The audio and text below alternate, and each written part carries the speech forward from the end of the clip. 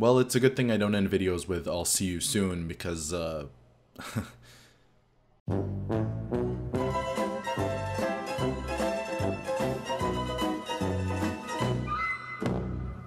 If you follow me on Twitter, where I'm a lot more active than here, you know that the reason behind my inactivity as of late is school.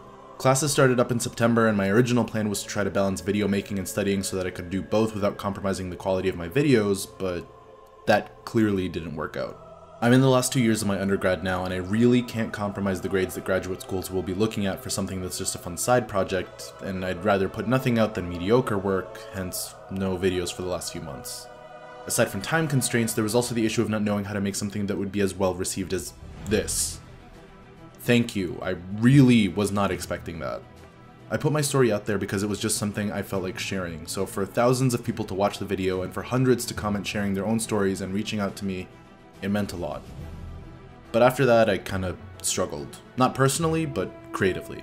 I knew and still know that I want to spend more time talking about games that have affected me personally and what particular games mean to me. I feel like spending 50 minutes talking about an entire series in one go is something that others excel at and are able to make interesting, but it's not something I'm confident at or have a lot of interest in. I loved making the Animal Crossing video because it allowed me to share a story that meant a lot to me, and I really want to do more of that.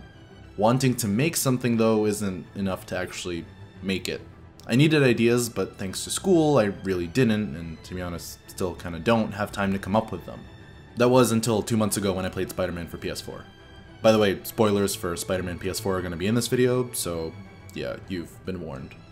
I've already had conversations with people about why I think the game is great, and I probably will have more, but I'll spare you from my incoherent rambling about why the combat system is good or how the minigames add to the experience rather than take from it. Instead, I want to talk about these two characters and how they finally got me to feel how important it is to have relatable, diverse characters in media. I'll be talking about this character more than this one, but both nonetheless. Before getting into my own feelings on diversity in the media, and Marvel specifically, I want to praise Insomniac Games for adding in Miles and Yuri in the first place. Technically, they had no obligation to do so. The reveal trailer for Spider-Man featured nobody but Spider-Man. People were excited for the game before they announced Miles would be in it, before they announced whether it be MJ or Gwen Stacy, before Black Cat, before the Sinister Six, before any of it. They could have made a Spider-Man game with just Peter Parker, a love interest, and a villain or two with the same combat and web-swinging system, and I bet you people would have still loved the game. Arguably, not as much, but it still would have gotten praise. While their roles are smaller than other characters in the game, Miles and Yuri still play key roles in the story, with Miles even being playable 3 times in the game and having his own story arc.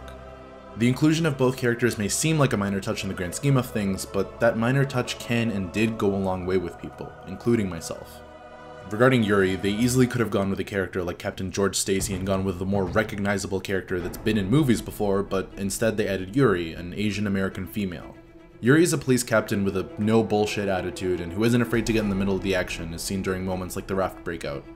But as you play the game, you'll see that Yuri's character has more than just that dimension. She shows her love for New York City through her conversations with Spider-Man, and when Sable International shows up, she doesn't hesitate to voice her concerns about them to those around her. When Spider-Man tries to joke around with her, she's willing to take but not give, because she has a certain personal image to uphold. You get the sense that she's constantly feeling like she's being watched, as if someone is waiting for her to screw up.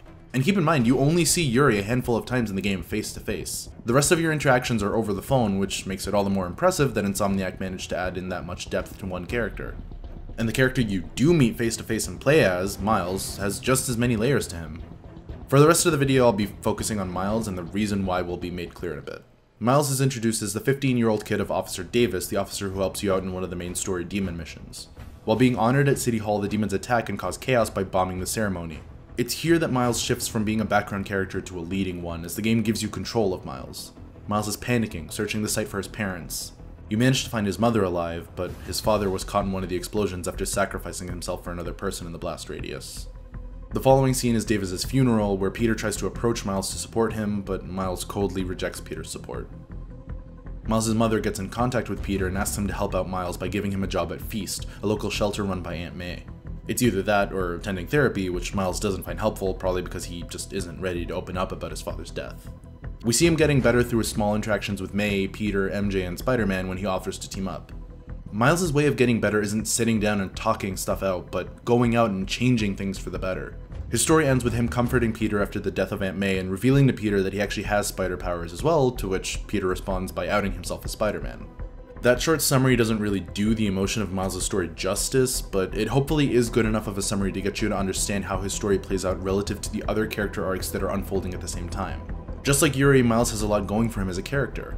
He's not a superhero fanboy, but a Spider-Man fanboy specifically, and you get the sense that it's because in a world where there are different tiers of superheroes, from Thor the God to your friendly neighborhood Spider-Man, he feels as though he can one day make as much of a difference as the latter. He's good with tech, which we see through his hacking app, which was just a side project for him. He lets his emotions get the best of him sometimes, but he also isn't stupid enough to not know that he's gotten himself in deep shit once he calms down. He's quick to pick a fight, but knows how to get out of one just as easily. Miles and Yuri could have easily been left out of the game, or put in to fulfill a diversity checklist at Insomniac but left to the sidelines for the entire time. Instead, Insomniac created two characters that have their own stories to tell, more so in Miles' case, and aren't one-dimensional stereotypes. And I didn't always think that it did, but that matters. Diversity in the media has been a topic that has heavily shifted in importance for me over the last 10 years. I used to live in the Middle East before moving to where I live now, Canada. It could have been because I was younger and didn't notice, but where I lived there was no demand for racial diversity in the media. Arab movies didn't really feature anyone but Arabs in leading roles, and I don't think that's changed. I mean, it's not like anyone wants it to change.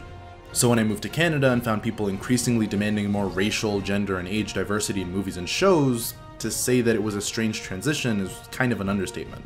At first I shrugged it off. I mean, who cares, right?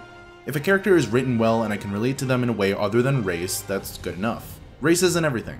Of course, that was pretty ignorant of me because I was used to seeing people that look like me on the big screen, which was something that I hadn't realized yet that I would be missing out on later. And as time went on, I did begin to realize that I missed it. Can I still relate to characters that, for example, are my age but aren't Arab? Absolutely. Can I find the story of Passengers, a story about two middle-aged white people emotionally charged and exciting? Yeah, and I did, though I'm in the minority there. But as I spent more time in Canada watching Western TV shows and movies and consuming predominantly white media, I didn't start getting homesick, but instead would get more excited when someone who looked like me would show up. And that small Egyptian-only part of the race spectrum that I would look for in characters widened. Eventually I was excited just to see any Arab character. Then it was any character from outside North America with a similar skin color. Now I'm honestly excited when I see any kind of racial diversity on screen. The revelation that on-screen diversity not only did matter but was lacking too, forced me to start identifying as characters that weren't from the same place but just at least looked somewhat similar. Hence me connecting with Miles so much. Miles is not an Arab, and I am not black nor Hispanic, but I still found myself happy to see him on screen whenever he showed up. Just seeing someone that looks like you on screen, whether it's because of skin tone, racial similarities, gender similarities, or even age, can make it so much easier to connect to a character. Obviously, when Aunt May died at the end, I still felt feelings of sadness for Peter and the difficult situation he was put in, either let May die and save New York, or save May and let New York deal with its own problems. Good writing is good writing, and I connected to that moment. But it was different with Miles. When Miles would do anything cool or hero-like, there was this instant feeling of pride I felt.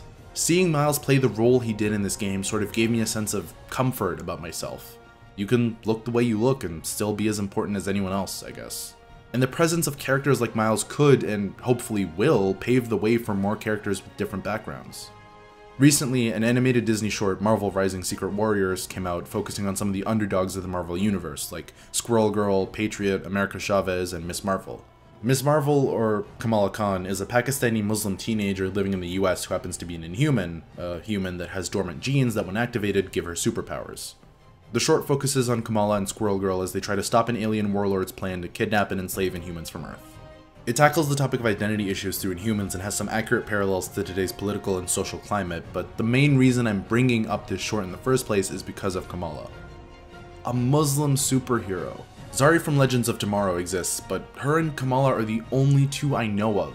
Just like seeing Miles overcome his personal challenges in Spider-Man, seeing Kamala go through struggles of her own, hers being more a product of her Inhuman identity and how people see her, is very inspirational.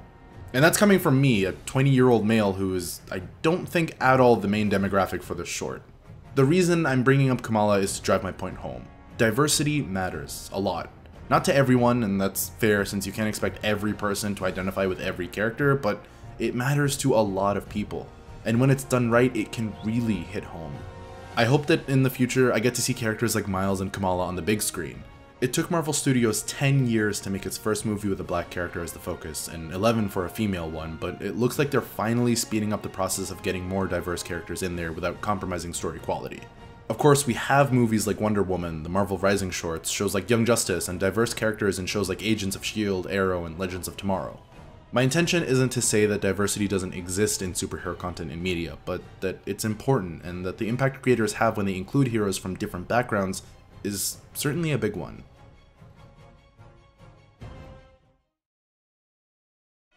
Thanks for watching. Again, I'm sorry for my long absence between the last video and this one, but if it comes down to making YouTube videos or succeeding in school, I'm gonna have to pick the latter. When the next video will be out, or what it's gonna be about, honestly, your guess is probably just as good as mine. It could be in 3 weeks, it could be in 3 months, it really just depends on school schedules, vacation plans, and how many ideas I have that actually stick. So in the meantime, just go watch College Humor or something, I don't know.